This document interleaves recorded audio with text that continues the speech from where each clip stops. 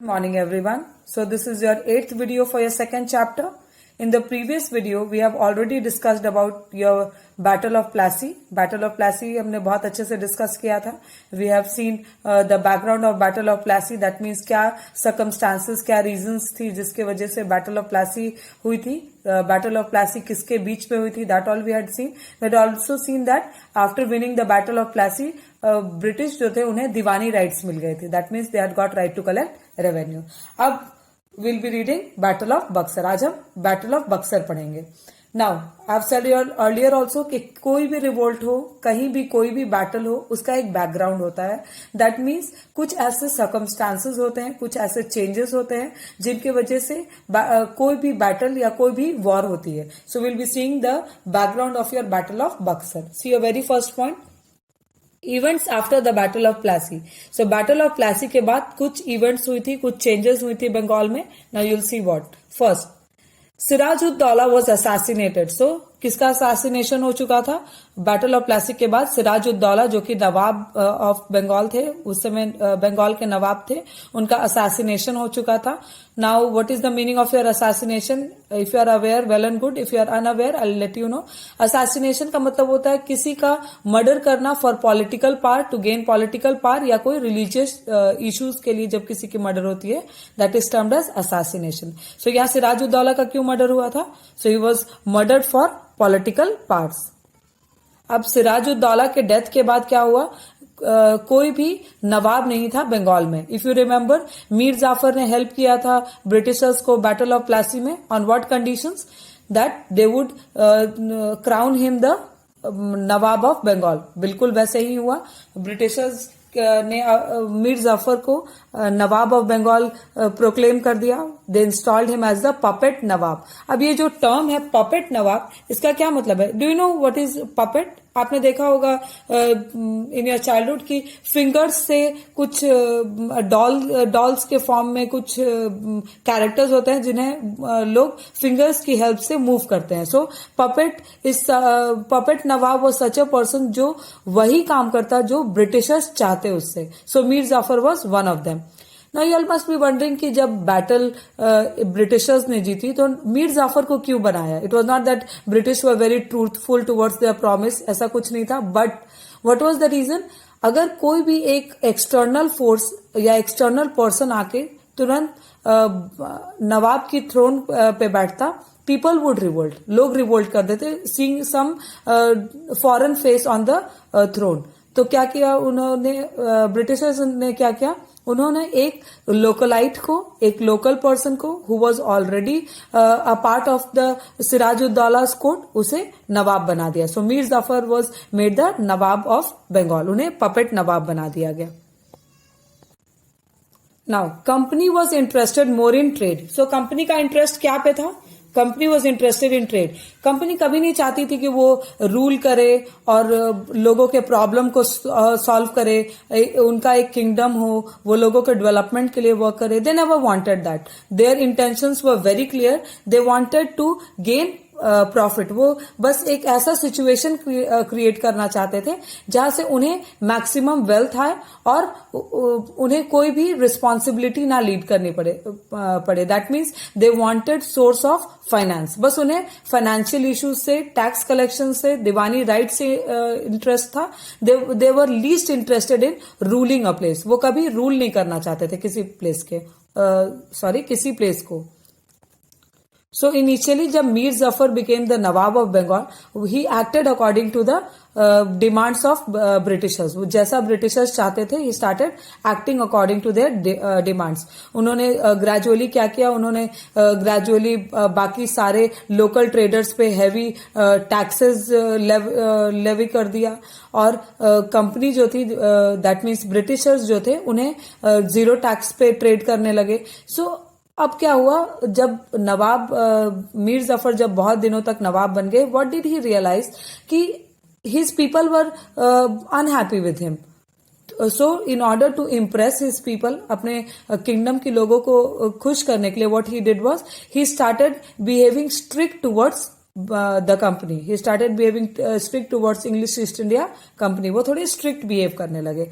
And his what did he do, वो उन्होंने एक बहुत ही इंपॉर्टेंट डिसीजन लिया, उन्होंने अपना कैपिटल चेंज कर दिया। वो अपना कैपिटल अब मुंगेर में शिफ्ट कर लिया उन्होंने अपना कैपिटल मुंगेर में शिफ्ट कर लिया। Now you must be wondering Munger कहाँ है? So Munger is presently it's in Bihar, but उस समय वो बंगाल का प्रोविंस था, बंगाल का ही एक पार्ट था। सो उन्होंने अपना कैपिटल शिफ्ट कर लिया मुंगेर में। What he felt was that अगर वो ब्रिटिश से थोड़ा अपने आप को एब्सटेन करेंगे तो may be Britishers would not interfere in his administrative issues, और वो शायद उतना वो ना उनसे दीवानी राइट्स मांगेंगे और ना वो उनसे कोई भी फ्रीडम या टैक्स रिलैक्सेशन मांगेंगे। सो बट ऐसा बिल्कुल नहीं हुआ, because Britishers were very clear with their intention, they had very clear intention of free trade. फिर उन्होंने क्या किया, उन्होंने 40% जो टैक्स जो लोकल मर्चेंट्स थे वो 40% टैक्स पे करते थे स्टेट्स को। So what he did was to have a fair competition, उन्होंने क्या किया, लोकल ट्रेडर्स के भी 40% टैक्सेस को रिमूव कर दिया। He had remove the taxes of local traders, ताकि मार्केट में अब जब प्रोडक्ट्स आए तो वो एक सेम प्राइस में आए और इंडियन मर्चेंट्स जो थे वो बहुत ही एफिशिएंटली और बहुत ही बैलेंस्ड वे में compete कर सके फॉरेन प्रोडक्ट्स से। So this was not liked by the Britishers. So see your next point. Company found it difficult to work with the puppet Nawab, और कंपनी को ये सब बहुत डिफिकल्टी लगने लगी, ये change in attitude of the puppet Nawab. Who is your puppet Nawab? Your Mir Zafar is the puppet Nawab. So when his attitude changed towards the Britishers, they found it very difficult to trade in Bengal, और दीवानी rights भी उन्हें अब बहुत difficult लगने लगा। Apart from that, they had installed as a puppet Nawab to Mir Zafar. They knew it, but publicly they had to show to the people that Mir Zafar was the Nawab, and they were coming to take the special privilege or special trade privilege from Nawab. So basic appearance of dignity and sovereignty was to be maintained. So basic appearance जो था वो dignity और sovereignty का maintain करना था. Publicly they had to maintain, they had to respect Mir Zafar as the Nawab of Bengal. और ये सारा unhappiness या फिर dissatisfaction of the Britishers, British satisfied नहीं थे, इन सब का result क्या हुआ? It turned into another battle. एक और battle fight की गई, कौन से year में? In 1764, that is your Battle of Buxar. So we'll be reading about Battle of Buxar in detail in your next video. Thank you. Now let's further see your Battle of Buxar. In the previous video, we have already discussed about the background of your Battle of Buxar. That means we have already seen that Battle of Buxar क्यों हुई थी, what were the circumstances that led to Battle of Buxar, क्या ऐसे conditions थे, क्या ऐसे circumstances थे जिनकी वजह से Battle of Buxar हुई थी. This we have already seen. We have already seen your Battle of Plassey. So remember, your Battle of Plassey and your Battle of Buxar is interconnected. Okay, so your Siraj-ud-Daulah, dethroning of Siraj-ud-Daulah or defeat of Siraj-ud-Daulah, you will be reading once again here. Okay, now see. Mir Jafar puppet ruler. So अब मीर जाफर के बारे में हमने पिछले video में भी पढ़ा था। So who was Mir Jafar? So Mir Jafar was the commander in chief of Sirajuddaulah's army, if you remember. Sirajuddaulah के आर्मी के ये कमांडर इन चीफ थे जिन्होंने बिट्रे किया था सिराजुद्दौला को, and he favoured the Britishers. वो ब्रिटिशर्स को फेवर करते हैं और इन रिटर्न क्या मांगते हैं? He asked for the nawabship. वो नवाबशिप मांगते हैं। That means he wanted to become the nawab of Bengal. वो as a gift you can say, or as a gift of his loyalty, he asked for loyalty towards the Britishers. What he asked? He asked for the nawabship. और सिराजुद्दौला के defeat के बाद मीर जफर को as a puppet nawab install किया जाता है, as a puppet nawab of Bengal बनाया जाता है। So when Mir Jafar became the nawab of Bengal, उन्हें किस इंटेंशन से ब्रिटिशर्स ने नवाब बनाया था? That all what he will do would favour the Britishers. वो उनके जो पॉलिसीज होंगे, उनके जो ट्रेड रिलैक्सेशंस होंगे, उनके जो टैक्सेशन पॉलिसीज होंगे, वो सारे किसके फेवर में होंगी? वो सारे ब्रिटिशर्स के फेवर में होंगी। So what kind of trade privileges they wanted? वो चाहते थे that britishers should have monopoly of trade. वो उन्हें मोनोपोली चाहिए था ना. Monopoly we have already discussed in your previous videos. Monopoly of trade क्या थी, so I will not repeat it again.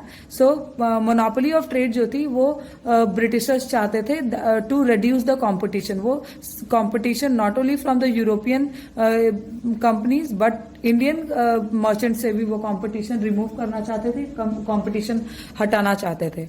Okay. So with this intention Mir Zafar was placed on the throne. But initially Mir Zafar ने तो ये सारे promises कर दिए थे. But when he came to the throne, what he realized was that Britishers' demands were not coming to an end. One after another they kept on demanding for new rights and new privileges. So ये सारे demands को देखते देखते what Mir Zafar felt that their demand would not come to an end, and he was not only liable to the Britishers, rather he had to focus on his subjects as well. At times he protested for his subject. Now subject does not mean maths, physics, chemistry. So subject means what? Subject means the member or the people of his kingdom. So अपने court members के लिए, अपने kingdom के लोगों के लिए भी उनकी कुछ रिस्पॉन्सिबिलिटीज थी. So later he realised it and he started protesting for it. He started asking, he started demanding for his people. वो अपने किंगडम के डेवलपमेंट की ओर सोचने लगे. So this change in attitude of Mir Jafar was not like by the britishers. उन्हें ये change in attitude Mir Jafar की बिल्कुल पसंद नहीं आई थी, because he was not going according to the plans of the Britishers. वो Britishers के plan के according नहीं जा रहे थे. So see your next point. Company removed Mir Zafar and installed Mir Qasim in his place. So Robert Clive, as I have already said you, that Robert Clive was a very shrewd person. He could think multi-dimensional. वो बहुत foresighted भी थे, वो बहुत आगे तक सोच पाते थे. So what he realized कि अगर Mir Zafar would continuously keep focusing on his subject, अगर उनका अपने subjects की ओर, अपने लोगों की ओर बहुत focus रहेगा, so people would be loyal towards him. लोग उनकी तरफ loyal हो जाएंगे और तब उन्हें कंट्रोल करना बहुत मुश्किल होगा. So what Robert Clive did, he offered nawabship to Mir Qasim. अब मीर कासिम और मीर जफर के बीच में क्या रिलेशन था? So Mir Qasim was son in law of Mir Jafar. Mir Jafar के सन इन लॉ थे कौन? Mir Qasim. Okay, so obviously who would not like to become the Nawab? So Mir Qasim accepted the Nawabship, and what he said, that I agree to all the conditions that you put forward.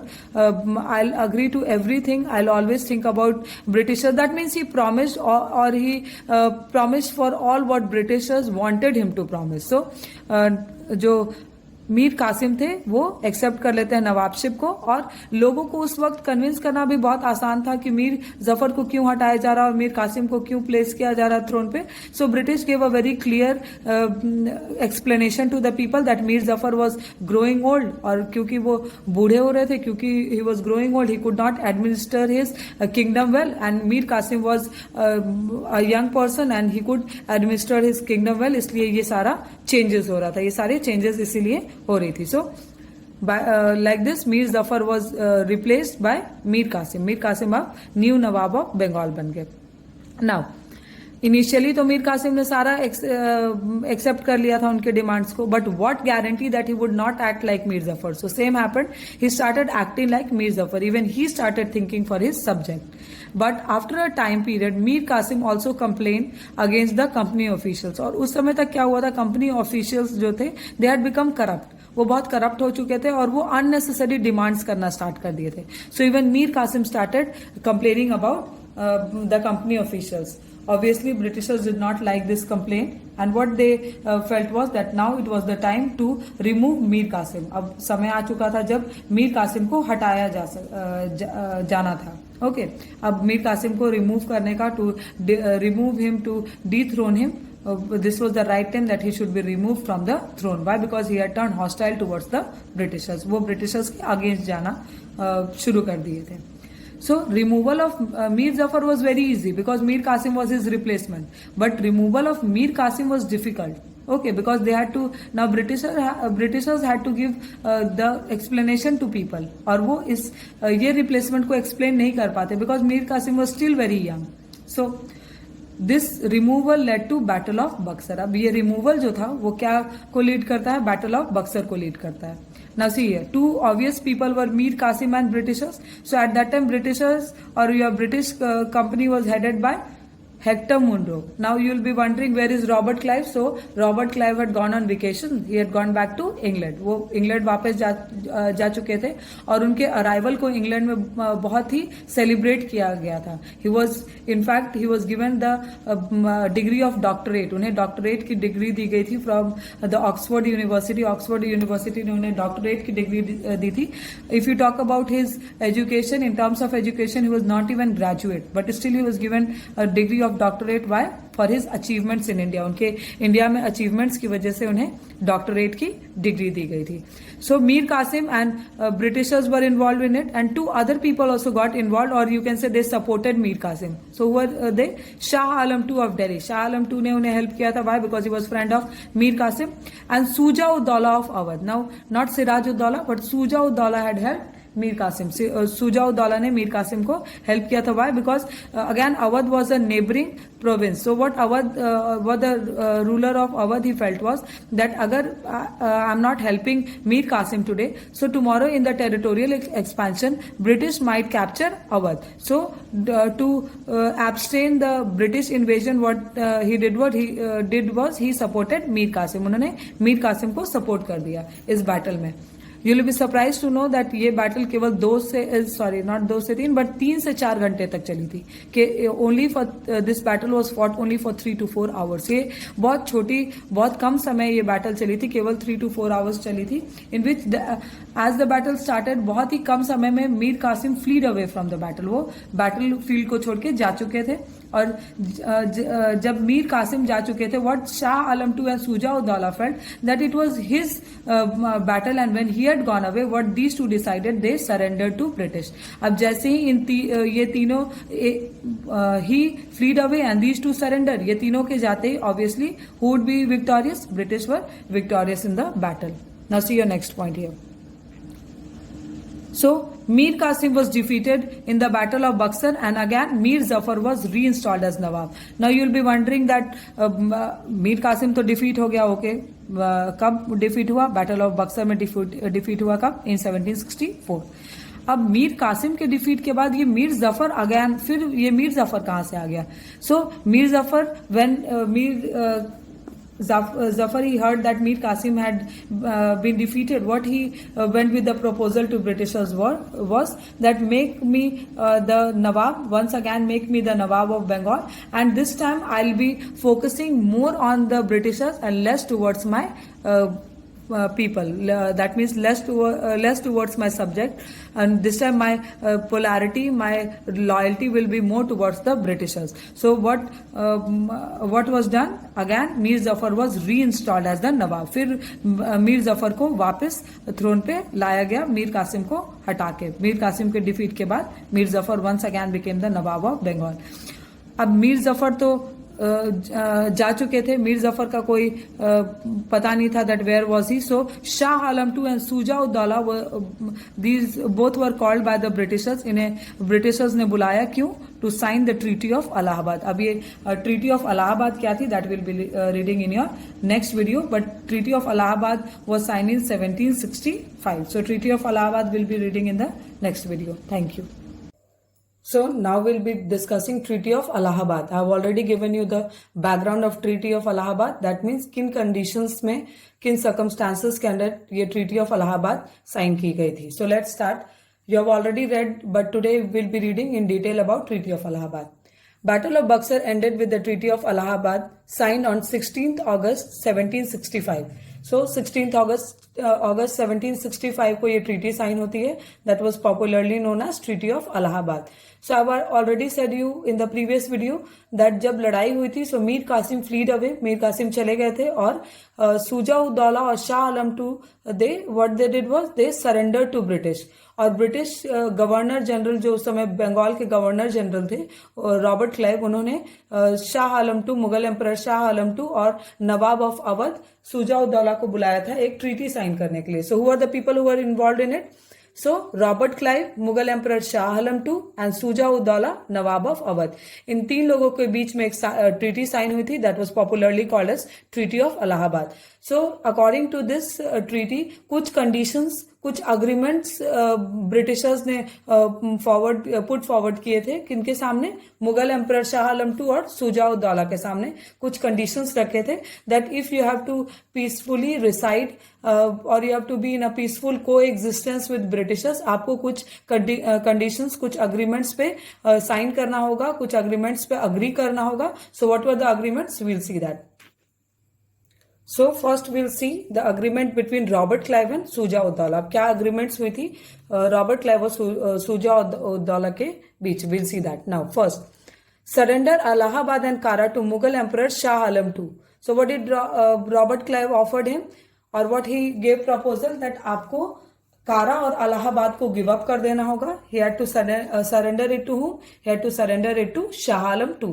That means अब कारा और अलाहाबाद किसको मिल जाएगा, Shah Alam two को मिल जाएगा. Mughal emperor Shah Alam two अब इन दो प्लेसेस को रूल करेंगे, कारा को और अलाहाबाद को और कारा को. सो ये दो जगह पहले कौन रूल करता था, पहले सुजा उद दौला रूल करते थे, but after treaty of Allahabad कौन रूल करेगा, Shah Alam two. Now to pay 50 lakh to the company as war expense. अब कंपनी ने क्या बोला, दैट ये वॉर आप लोगों के वजह से हुई है, you are company had responsible to Shuja ud Daula for the war, and they said that हमारे इस पूरे वॉर में ब्रिटिश की, दैट मीन्स कंपनी को 50,000 का लॉस हुआ है. So as a war compensation you have to pay 50,000 rupees. So imagine ये वॉर जो कि केवल 3 से 4 घंटे चली थी, उसके लिए ब्रिटिशर्स ने एक बहुत हाई प्राइस चार्ज किया था किससे, सुजा उद दौला से. So what was the price, it was 50 lakh rupees. Now next, Awadh was return to Shuja ud Daula but Allahabad and Kara was taken away from him.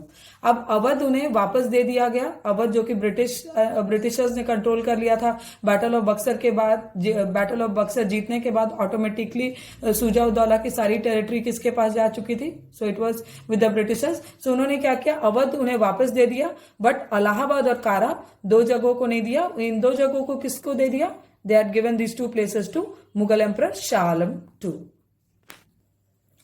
अब हमने पढ़ लिया the agreement between Robert Clive and Shuja ud Daula. Now next will be reading the agreement between Robert Clive and Shah Alam two. अब क्या agreements हुई थी according to the treaty of Allahabad, Robert Clive और Shah Alam two के बीच.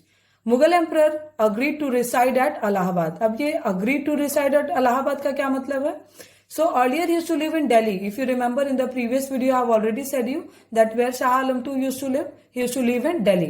So अब ब्रिटिशर्स ने क्या कहा कि अब आप दिल्ली में नहीं रहेंगे, बट अब आप कहाँ रहेंगे, अब आप इलाहाबाद में रहेंगे. Now you'll reside in Allahabad, and what he did was Shah Alam II agreed for it. He agreed to stay in Allahabad. Next, issued Diwani of Bengal, Bihar and Orissa to English East India company. अब Shah Alam two ने क्या agreement दिया, that अब वो diwani, that is right to collect revenue of Bengal, Bihar and Orissa आप किसे दे देंगे, अब बंगाल, बिहार और उड़ीसा का कौन टैक्स कलेक्शन करेगा, अब वो मुगल एम्परर नहीं कलेक्ट करेंगे, rather it will be collected by English East India company. अब ये सारा जो टैक्स कलेक्शन है वो कौन करेगा, इंग्लिश ईस्ट इंडिया कंपनी करेगी. So imagine a situation here that Shah Alam two was given all the responsibilities, that means he had to take care of all the expenses of his kingdom, but he had no money. उनके पास सारे responsibilities तो दे दी गई थी, but he had no financial aid. अब उनके पास कोई फाइनेंशियल हेल्प नहीं थी, बिकॉज जो एज यू नो एक स्टेट कैसे रन करता है, because of the tax collection. जो भी टैक्स कलेक्ट होता है उससे एक स्टेट के सारे एडमिनिस्ट्रेटिव, फाइनेंशियल, डेवलपमेंटल ये सारे जो एक्सपेंसेस होते हैं वो सारा टैक्स कलेक्शन से फुलफिल होता है. बट अब टैक्स कलेक्शन किनके पास था, इंग्लिश ईस्ट इंडिया कंपनी के पास. और बंगाल, बिहार और उड़ीसा जो थे वो 3 बहुत बड़े प्रोविंस थे. So that helped company to have more economy in India. अब वो और इकोनॉमिकली स्ट्रेंथन हो गए थे इंडिया में. Now let's see your next point. So English East India company or your East India company in lieu of the Diwani rights agreed to pay an annual sum of 26 lakh. अब क्या English East India company ने agree करा that अब you give me Deewani rights, आप मुझे दीवानी rights दे दो और इसके रिटर्न में what will we do, will give you a sum of 20 lakh, हम आपको 26 लाख देंगे, नॉट 20 लाख, 26 लाख देंगे, जिससे आप सारे अपने किंगडम के एक्सपेंसेस को लीड कर सकते हैं। सो इस केस में क्या हुआ, इस केस में ब्रिटिशर्स जो फाइनेंशियली बेनिफिट हुए थे, जस्ट ऑपोजिट हुआ वहां के नवाब के साथ, और यू कैन से वहां के मुगल एम्परर के साथ। और एक और लास्ट अग्रीमेंट हुई थी, क्या हुई थी वो, a provision of 53 lakh to the company in return for the nizamat function. अब उन्होंने क्या बोला, शाह आलम टू को कंपनी ने क्या बोला, इंग्लिश ईस्ट इंडिया कंपनी ने क्या बोला कि अब आप अपनी आर्मी मत रखिए, because you have less money, आपको अपनी आर्मी को मेंटेन करना होगा, सो अब आप अपनी आर्मी मत रखिए, and whenever you will require the support of army, British army आपको हेल्प करेगी।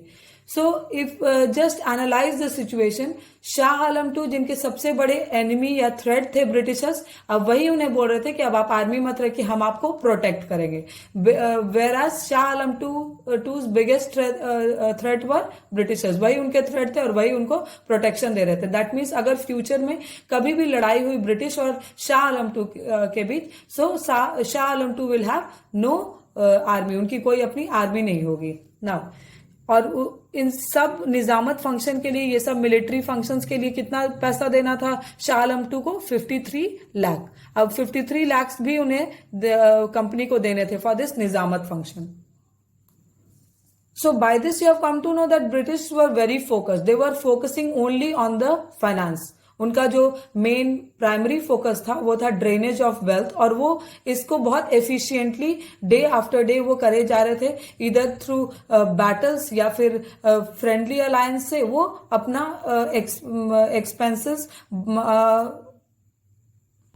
कम करके अपने इनकम को बढ़ाए जा रहे थे। Now treaty benefited the company in the following way. Obviously ये जो ट्रीटी ऑफ अलाहाबाद थी, अगर रॉबर्ट क्लाइव ने बुलाया था, definitely that would benefit the company more what, it only benefited the company. Nowhere your Shujauddaula and Mughal emperor Shah Alam too were benefited. Now you will read the benefits that they had, company had. It gave the company diwani rights for Bengal, Bihar and Orissa. अब पहले battle of Plassey के बाद केवल बंगाल की दीवानी rights थी, अब बिहार और उड़ीसा की भी दीवानी राइट्स मिल गई। That means they had tax collection, they could collect taxes of the 3 places, that was Bengal, Bihar and Orissa. और ये 3 जगह जो है वो बहुत ही बड़े प्रोविंस थे, that means they could extract maximum profit from these 3 provinces, Bengal, Bihar और उड़ीसा। वो इतने बड़े प्रोविंस थे कि उनका टैक्स भी काफी होता था। They had huge financial benefits after this treaty. Now next, company got huge war compensation. अब ये जो वॉर जो केवल 3 से 4 घंटे चली थी, उसके लिए बहुत ही हैवी कॉम्पनसेशन ब्रिटिशर्स ने लिया था। Okay, they had charged a heavy compensation, so that was again an addition to their financial benefit. Now after the treaty, British became the single contender of political power in northern India. अब इस treaty के बाद Britishers क्या बन गए थे, दे had become the single contender. अब उनके कंपटीशन में कोई भी नहीं था जो कि पॉलिटिकली किसी जगह व्हेन आई से आई मीन नॉर्दर्न इंडिया के किसी भी पार्ट को कंट्रोल कर सके। So they had become the single contender of the political parts in northern India. So British बहुत क्लियरली अपने इंटेंशंस को, अपने विजन को लीड करते जा रहे थे। They were very clear that we have to capture maximum territories, और बहुत सारे जगहों की दीवानी राइट्स को हमें ले लेना है। Okay, so by this we end your video. Your next topic will be discussing in your the next week videos. Thank you.